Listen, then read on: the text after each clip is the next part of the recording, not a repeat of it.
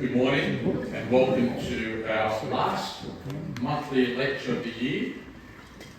My name is Paul Muscat and I'm the President of the Military History Society of New South Wales. And thank you for attending this lecture for our members and non-members, visitors. It's wonderful to have you here this morning. Before we begin, if I could ask you to either put your phones off or put them on silent, that'd be much appreciated. If you need to visit the ladies and gents, it's out that door, turn left, then left again at the end of the corridor. But once the lecture starts, if you could just refrain from leaving, it just means that we can move through the lecture pretty smoothly. This morning, Edmund will, I'll introduce in a moment, will be selling his book, which is On My Right, special price of $30. You can buy that at the end of the lecture, either with a card or cash. So I'll be hanging around there and I'll have the square on my phone if you would like to use a card. Again, if you've got cash, we can accept that as well. We have only a small amount of change, so if you've got the right money, that will help. So this morning, I have the pleasure of introducing Edmund Goldick. Edmund is a historian and bookseller from Canberra. He's lived in the UK, Germany and Slovenia, and in 2020 was hired as co-author and researcher for Neil Church's book, The Greatest Escape, an account of the 100 men who broke out from Stalag 18D. While doing the research for that particular book, he uncovered another piece of history, which led him to write his book titled ANZAC Guerillas. Can we put our hands together to welcome Edmund Goldick?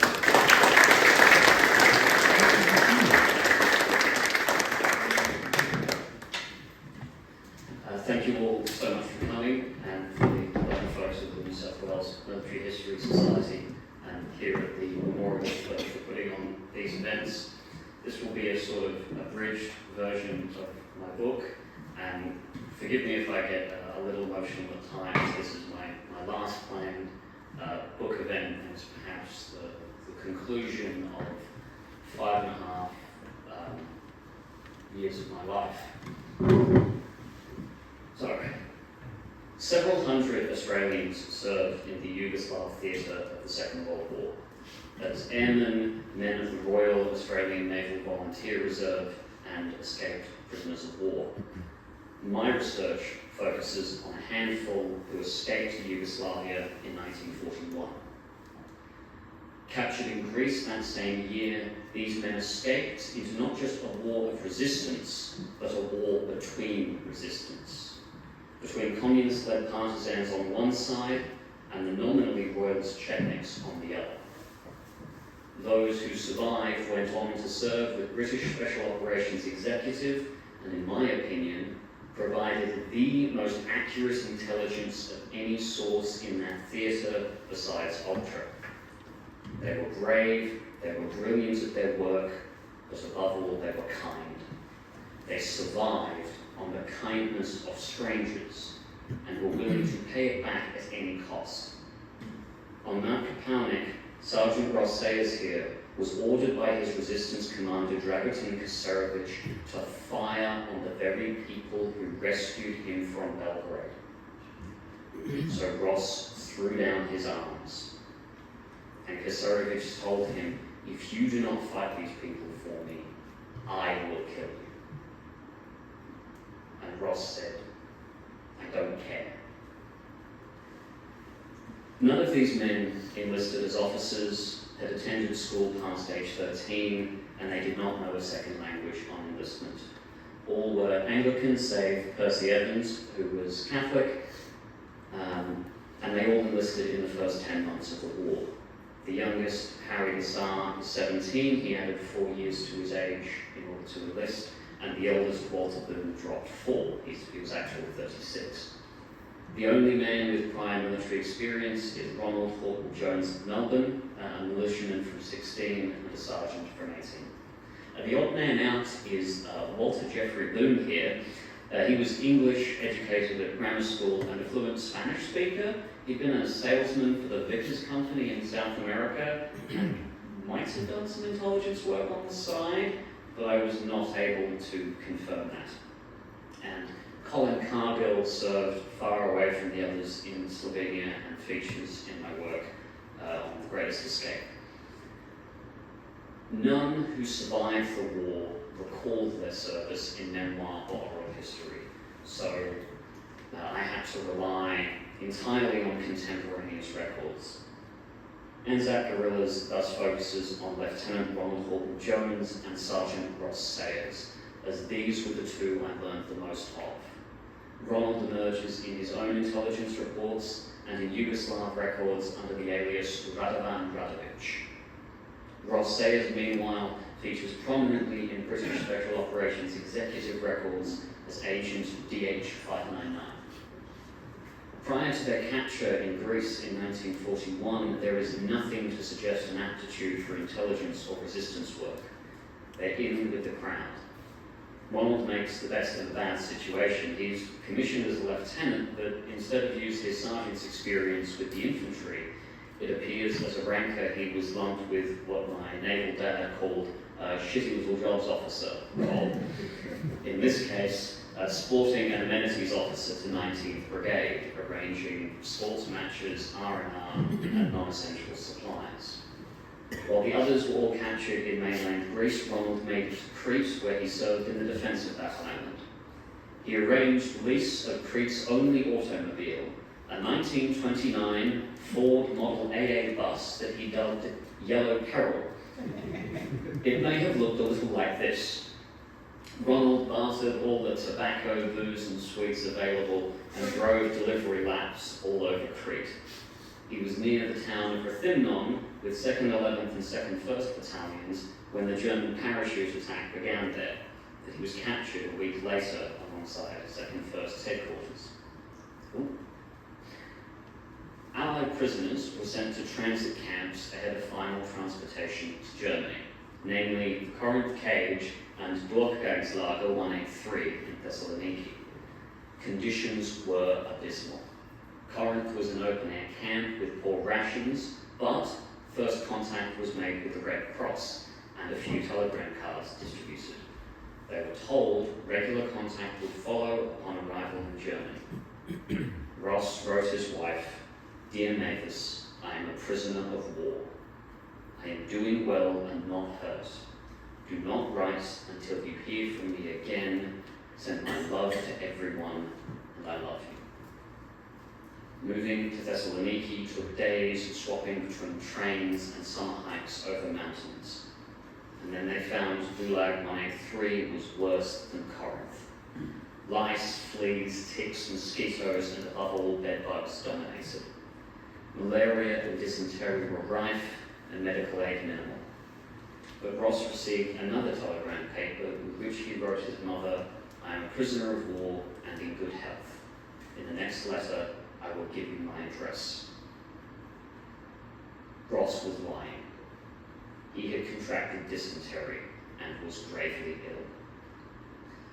The Germans began clearing the camp a few days later, just after the invasion of the Soviet Union began. The prisoners were told in a day or two they would be in Germany. It would take 5 days. Locked 50 men inside wooden railway cattle wagons in the baking summer sun with no toilet breaks. But Ross, alongside Sidney Price, Percy Evans and Harry Lassar, never made it to Germany. On the 3rd night of that journey, something happened that changed the equation. Though under German occupation, a Yugoslav Red Cross station distributed aid to the prisoners as the train halted in Belgrade. It was a powerful gesture. Though conditions would improve in Germany, they had no reason to believe that. if conditions there were as bad as in Greece, Ross would die. Why rely on the charity of those who would heap cruelty when there, in Belgrade, people were helping? It was late by the time the train left Belgrade. The 4 prisoners forced an opening in the wagon and bailed just as it left the city. Theirs was one of several escapes made by Australians.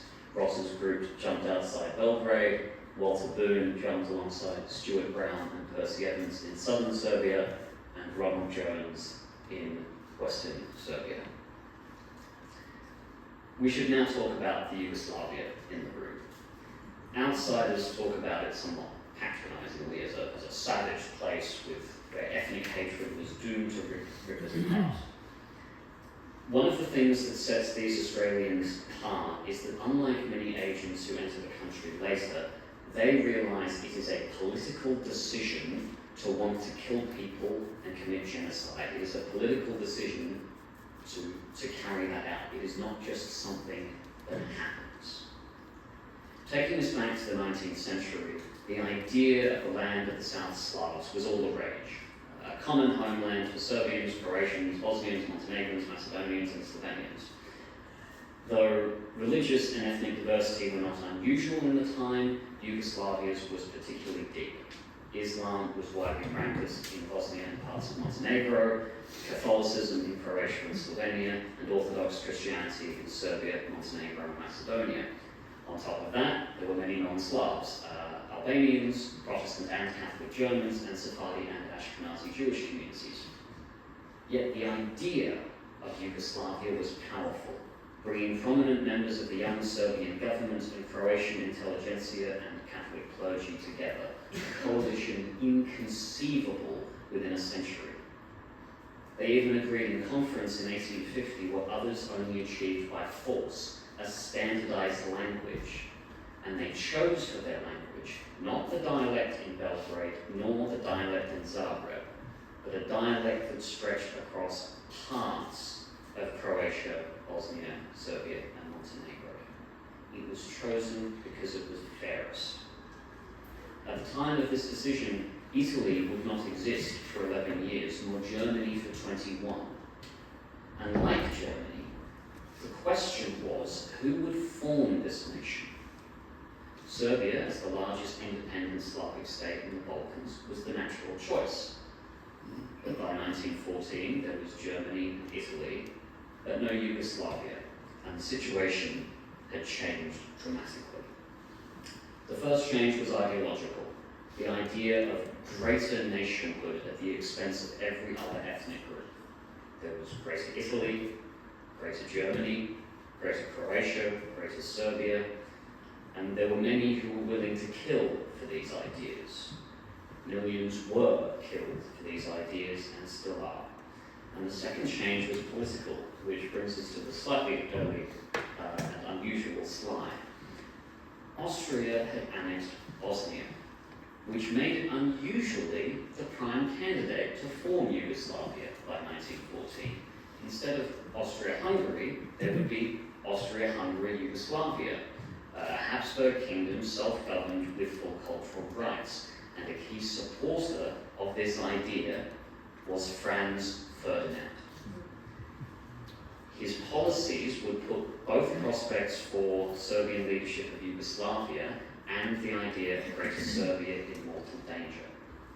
So the Archduke was murdered partly for these beliefs, and his death allowed Austrian army chiefs and his assassins to have their war. Austria fell, and Serbia emerged on the Entente as the first Entente power and on the winning side. But its losses were catastrophic. It had suffered so badly that 1 in 5 Serbians was dead by the end of the war. It weakened it to the point that even if its political leaders wanted, they simply lacked the strength to pursue a Greater Serbia policy. So they created Yugoslavia, absorbing Croatia, Bosnia, and Slovenia. But this kingdom under the Karađorđević dynasty had no foundational story, no Garibaldi, no Bismarck to tie it together, and half of its new citizens had fought hard, well, and largely loyally for Austria. The kingdom proved more nightmare than dream. Irredentist political parties brawled, religious and cultural tensions rose, lawlessness sporadically reigned, as did illiteracy. The economy stagnated, poverty flourished, even minor bureaucrats owed their positions to patronage and cronyism. And when the Germans invaded in April 1941, the million-strong Royal Yugoslav army collapsed in just 11 days. The government and the 17-year-old boy king fled into exile in Britain, and yet the country the Australians escaped into just 2.5 months later was already in open rebellion, led by two factions. It may be easier when we talk about partisans and Chetniks to focus on just two men, their respective leaders. Josip Broz, alias Tito, was the 49-year-old leader of the Yugoslav Communist Party. Born in Habsburg, Croatia, to a Croatian father and Slovenian mother, he apprenticed as a locksmith, became involved in socialist activism, and fought in the First World War for Austria and was captured by Russia, which led to his joining the Bolsheviks and returning to Yugoslavia as a communist agent. Tito proved ambitious, ruthless, and politically astute, surviving Stalin's purges and leading the party into the war with an underground membership running in the tens of thousands. Upon founding their military branch, the Partisans, the communists were conventional in their command and organizational structure, but they counted only a handful with military experience, some disaffected Royal Army officers and a few hundred Spanish Civil War veterans. At first glance, they were amateurs ill-prepared for war. Colonel Draža Mihailović was just a year older, a Serbian staff officer of the Royal Army who felt unfairly passed over for a promotion. A junior officer in the First World War, he climbed the ranks afterwards, but stalled following an attaché posting in Bulgaria and some later intrigue. Bulgaria had been the great enemy of Serbia, at war with them in 1913 and then 1915, when they joined the Central Powers and occupied southern Serbia. Their occupation was brutal, yet his posting led Mihailović to develop a brotherly love for his Bulgarian counterparts, which won him no friends at home. His career stalled, but he managed to avoid capture in the German invasion. The term Chetnik derives from a company of soldiers and refers to irregulars of the Royal Army. And now, before fleeing into exile, the government appointed an officer to lead Royal Army Chetniks in a guerrilla war. But when that officer, Kosta Pachanac, defected to the Germans, it gave Mihailović an opportunity to establish himself at the top. In late spring of 1941, he established a headquarters in Western Serbia, gathered troops, supplies, and sought aid and endorsement from Britain and the exiled government. He proved just as ambitious as Tito. When a superior officer, Brigadier General Ljubo Novaković, arrived to take command, Mihailović chased him off at gunpoint. And it worked. By October, Mihailović had 10 to 15,000 men under direct command and hoped to assert authority over thousands more in Bosnia and Montenegro. The Australians' impressions of the two factions could not have been more different. Ronald and Ross both first encountered the partisans.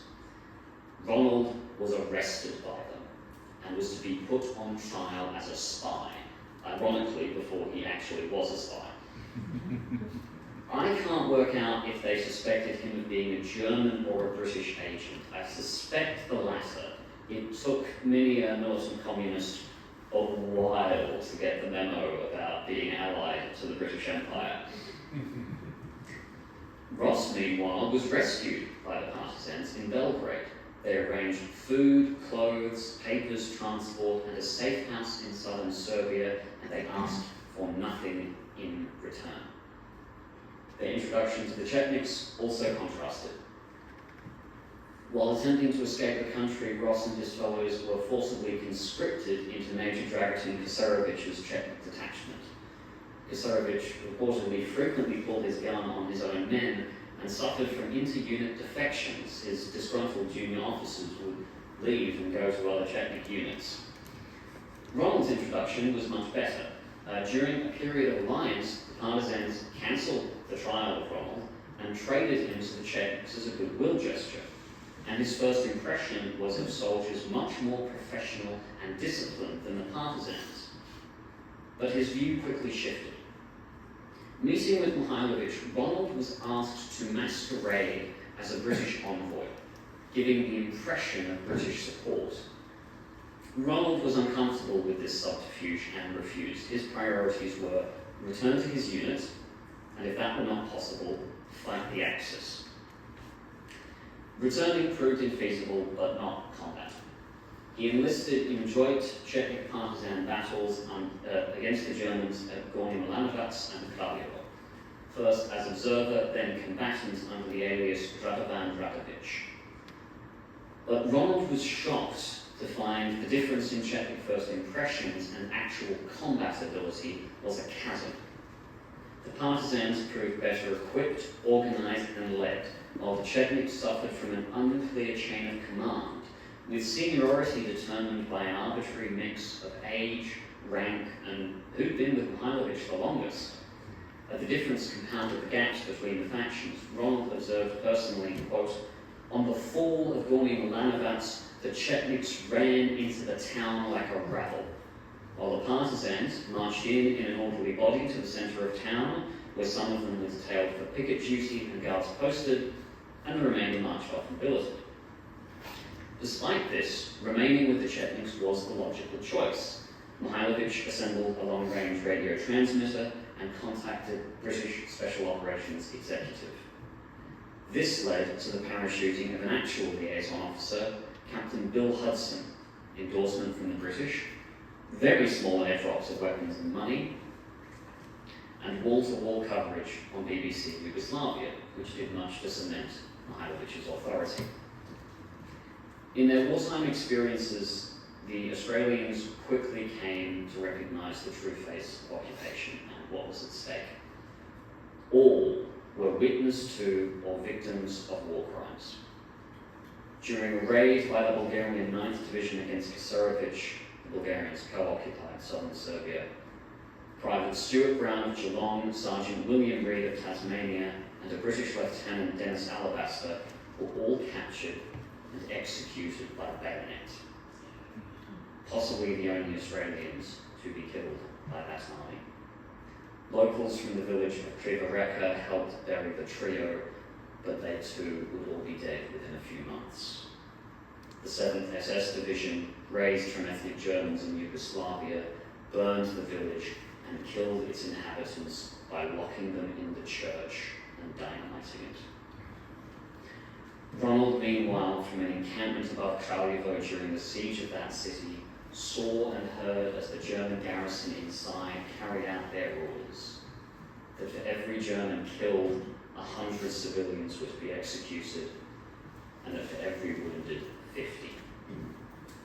Within days, 2,000 people had been gunned down inside the town's athletics track, the besiegers powerless to stop them. This massacre in October 1941 led Mihailovich to re-evaluate his strategy. An Orthodox bishop suggested, forgive this attempt to represent the political military situation at the time, the bishop suggested Mihailovich leave Serbia and move into Bosnia. This was, in my opinion, a great plan. There were strong Chetnik forces in eastern Bosnia, and the Ustaše, Croatian Nazis, were undertaking a campaign of genocide against Serbs, Roma and Jews, regardless of if they resisted or not. Mihailovich could pull out of Serbia, leave the partisans to take the brunt of an expected German offensive, and cast himself as the saviour of Serbians. He instead committed to a plan that shook Ronald's faith in the Chetnik cause and led the Australian to become a sort of self-employed double agent, trying to learn Mihailovich's war plans and pass them to the Allies. Instead of follow this plan, Mihailovich readied a coup d'etat. to turn his guns against the partisans and knock out their headquarters before they could react, thus seizing sole control of resistance. It was the most incompetent operation I've ever encountered.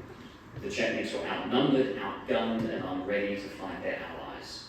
Mihailovich further alienated Rommel by arresting the liaison officer Hudson, who tried to warn his superiors. Then, Mihailovich issued his orders for the coup not by conference or phone, which he had, but runner.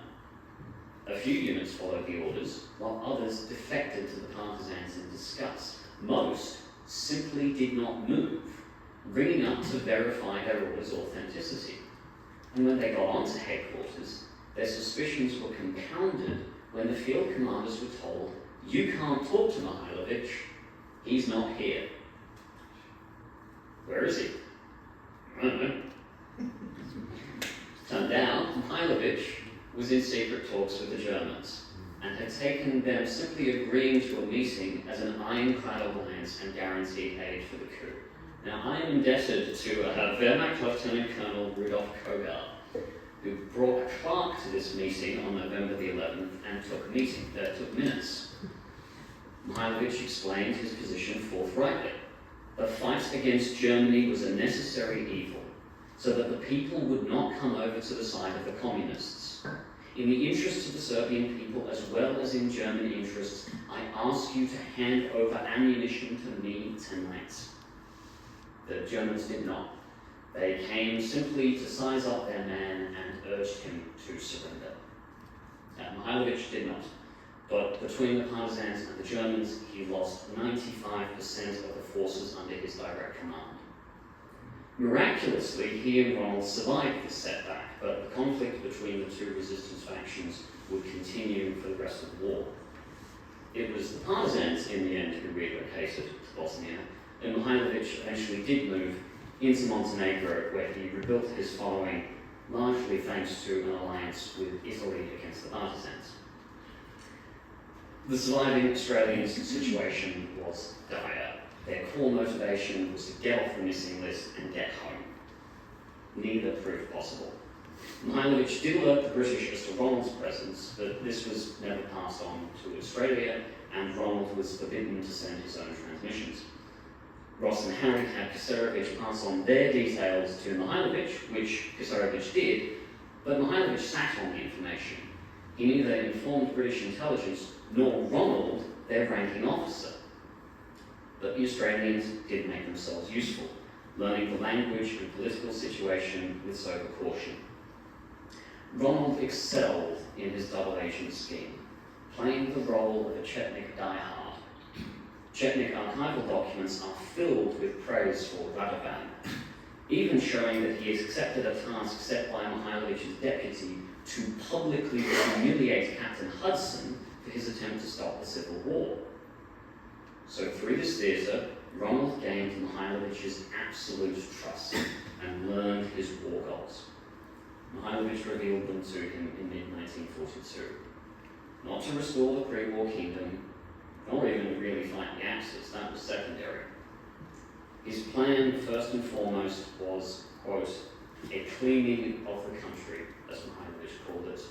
Firstly, to eliminate the partisans, and then the Croats, Muslims, Hungarians, Romanians, and all Roman Catholics in the country.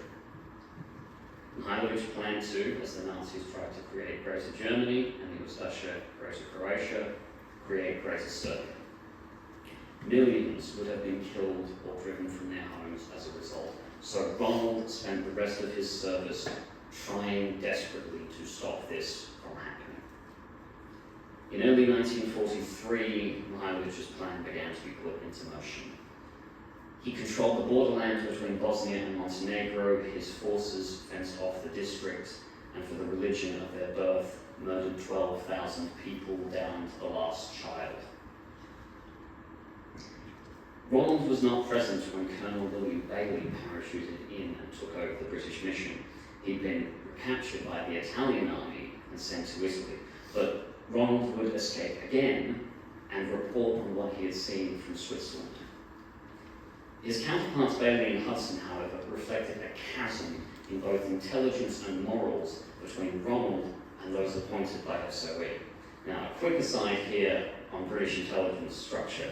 Special Operations Executive, an organisation formed early in the war dedicated to sabotage, were in charge of relations with Milosevic and Yugoslavia. But SIS, aka MI6, among others, gathered their own intelligence and made their own reports. The two services did not like each other. SIS regarded SOE as bungling amateurs who kept getting all their people killed, which there's some truth to. SOE also had some pretty suspect hiring practices among senior personnel. Hudson and Bailey both spoke Serbian fluently, but neither had intelligence, military, or political experience. They didn't even know how to operate a radio transmitter. They'd been managers with a British mining company in Yugoslavia pre-war, and that mine at Churchka was not a breeding ground for informed agents. The British lived in a segregated compound, interacting pretty much exclusively with Belgrade high society through parties. They had little knowledge of Yugoslavia's political and social landscape, which might explain what followed. Hudson appears to have endorsed the murder and deportation of Catholics and Muslims, describing Mihalojevic's program of forming a strong bloc of nationally conscious elements into a truly defensible Greater Serbia and transplanting all minorities and unnatural elements. Bailey, meanwhile, took Mihailovic almost entirely at face value and cultivated few other sources. As a result, he underestimated partisan popularity and strength, as he did the depth of Mihailovic's alliance with Italy. It was so bad as to draw personal criticism from SIS Chief Sir Stuart Menzies. Bailey has no opportunity to appreciate the strength and organisation of the partisans as revealed by our most secret material, or the strength of the pro-partisan and anti-Mihailovic feeling which our sources show to exist throughout most of the country. This led to, in my view, a hilarious response from Bailey's SOE superiors. The fact that Bailey's information does not happen to be consistent with the information received by SIS from their most secret sources does not in any way invalidate the reliance we place on Bailey's communications. Until we know who these most secret sources are, we remain of the opinion that Bailey's views are predominant. It's ultra. It's the secret source criticised here. All this information on Yugoslavia is coming from decrypted German battle and intelligence report. Reading this file, I could almost feel Sir Stuart thumping his desk, wishing he could compromise Ultra just to show how wrong they were. Not only did Ronald's intelligence back Ultra, but so too did intelligence down the SOE chain from Bailey. In early 1943, SOE began dropping liaison missions to Chetnik field commands to assist arming, training, and directing sabotage against Axis targets. Mission Huggett, commanded by New Zealand-born Captain Robert Pollock Wade, jumped on Kapaunic as Major Kasarevic's liaison. He had no idea Ross was there, and was in dire need of him. The mission translator broke his leg on landing, so Ross was taken on as a field recruit, promoted to sergeant, and christened DH-599. Ross was relieved to be among Commonwealth officers. As mentioned in the intro, some months prior, he refused to fight the partisans and was threatened with execution as a result. He also effectively deserted the Chetniks to make contact. They tried to prevent him from meeting the mission. Now, despite this treatment, he and Wade went into their mission in good faith, organising airdrops, scouting targets, training Kasarevic's recruits, and participating in a number of fights. In one engagement, Captain Wade, Sergeant Sayers, and the Chetnik detachment were ambushed by Axis forces, and Wade was cut off. Ross returned alone under fire to rescue his captain, and was gazetted with a military medal as a result. However, quickly the Chetniks were not engaging in good faith. The attack following the mentioned battle followed the scouting of a bridge, and the attack on that bridge never took place, as the recce's appeared to be a ruse to buy time and supplies. Now, parallel to the partisans fighting back-to-back battles in Bosnia against Axis forces numbering over 100,000, the Chetniks in Serbia began a campaign to locate and murder partisan sympathisers. Now, it's very much worth noting, though not directly witnessed by the Australians, the partisans often undertook such campaigns. However, in the growing view of the Allies, the partisans could fight man to man, or sometimes woman to man, against a German division. The Chetniks could not.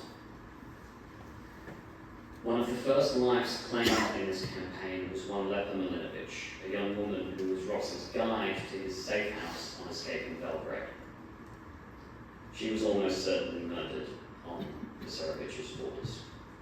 His officers were directed to compile and execute lists of partisan sympathisers in all territory in Serbia under their control. A typical list of active communists, their associates and sympathisers read: the village of Suvido, Miloje Veljevic, liquidate. Dobrivoje Đurković and wife Mamurka, liquidates. Milan Danilovic and wife, liquidate. At his post-war trial, Mihailovic claimed to liquidate didn't mean to murder. So keep an eye on.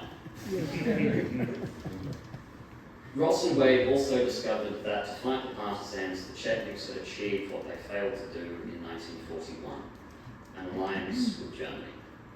It began with localised alliances in late 1943, and by 1944, borrowed German lorries were trucking Mihailovic's officers to his own conferences. This cascade of evidence, backed by Ross and Wade and Ronald, but most of all, Ultra, convinced the British to cut off the Chetniks and throw in with the partisans. Wade and Ross crossed over the partisan lines in Montenegro for evacuation, a journey I hope I've done justice in the book, but sadly don't have the time for here. Hopefully this map gives you some idea. Keep in mind this was the middle of winter and all of this was snowed under. Ross made it out of the country, as did the two other Australians recruited by SOE, Harry Lassar and Walter Boone, the latter of whom successfully promoted himself from private to captain. Their missions are not covered extensively in my work. Boone's took place near Macedonia in an area with tepid Chetnik support, and he had to spend much of his time laying low, while Harry's fell out of contact for long stretches and has far fewer records. There is a memoir by his commanding officer, but he had very little to say about Harry's service. However, Ross was not out of the woods. Colonel Bailey was effectively in disgrace, and he looked around for someone to blame. Wade and Ross. Wade was accused of launching attacks without technical authorization. He hadn't. And towards Ross, Bailey was truly savage. Ross Sayers is not intellectually capable of giving an objective report of a complicated situation, and I personally found him guilty of misrepresenting facts to serve his personal interests.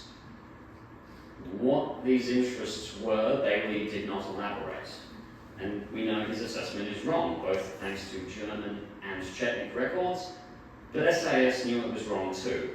They had an agent of theirs interrogate Ross after his evacuation and were impressed. Now, in a bit of trivia, the interrogation was conducted by the father of British singer Marianne Faithfull. Captain Faithfull concluded, Sergeant Ross Sayers has an excellent knowledge of the country, of the various parties, and speaks fluent Serbian. He is intelligent and observant, if not highly educated. His statements are interesting, especially because, as another rank not officially part of any mission, he gathered his impressions just as he learned Serbian, by day-to-day contact with the peasants. Back in Australia, the survivors did not talk of their experiences. They'd had friends murdered, they'd witnessed and escaped massacres, and they'd never known who they could trust. And their service was extraordinarily complex. Though Ross and Ronald believed the partisans a better choice, they were not blind to their crimes. Any chance of a nuanced exploration of their service and experience was scuttled by the Cold War. Mihailovic was its first martyr. executed by the partisans in 1946. A Justice for Mihailovich campaign was supported by, among others, George Orwell, Evelyn Waugh, and unaware of the genocidal contempt with which he held them, even the Catholic Church in Australia. So the survivors buried their service. But it followed them. Many surviving Chetniks came to Australia. There's now statues to Mihailovich in Blacktown, Dandenong and Canberra. After publication, I was contacted by a friend of Ross's who recounted that when living in Dandenong post-war, Ross encountered a Chetnik he recognized, and he was terrified that he would be hunted down and killed. He was so scared, he told his own family, if anything happens to me, do not look into it. I cannot imagine the grief these men must have carried to be unable to talk about their own experience because of the cause they worked so hard to provide accurate intelligence on being venerated in their own homeland. This has been a very, very abridged version.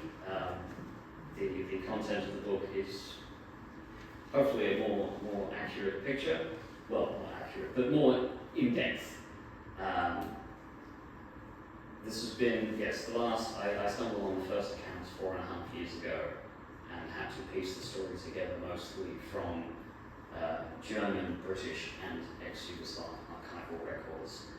And I hope I have done these remarkable men who were unable to talk about their service in their lifetimes some justice. Thank you.